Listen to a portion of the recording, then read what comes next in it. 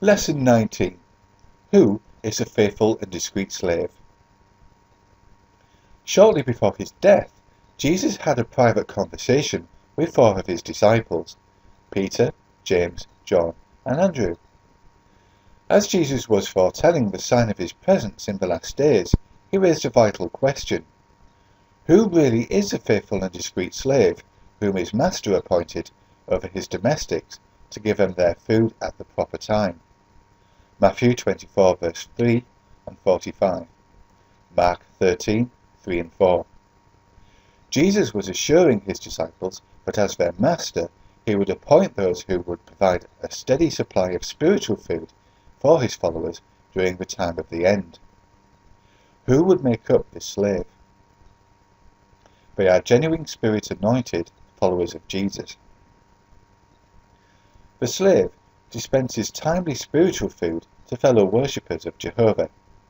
We are dependent upon this faithful slave to keep giving us our measure of food supplies at the proper time. Luke 12:42.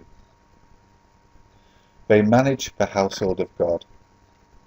1 Timothy 3:15. Jesus gave the slave the weighty responsibility of managing the work of the earthly part of Jehovah's organization, looking after his material assets, directing the preaching activity, and teaching us through our congregations. Thus, to provide us with what we need when we need it, the faithful and discreet slave is distributing spiritual food by means of the publications we use in our ministry, as well as through the programs that are presented at our meetings and assemblies.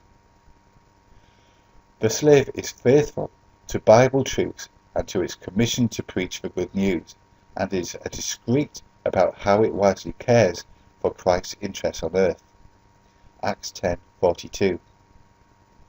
Jehovah is blessing his work with increasing and abundant spiritual provisions. Isaiah 60:22 and 65:13. If you would like a free home Bible study at a time and place to suit you, please navigate your browser to jw.org and follow the links online.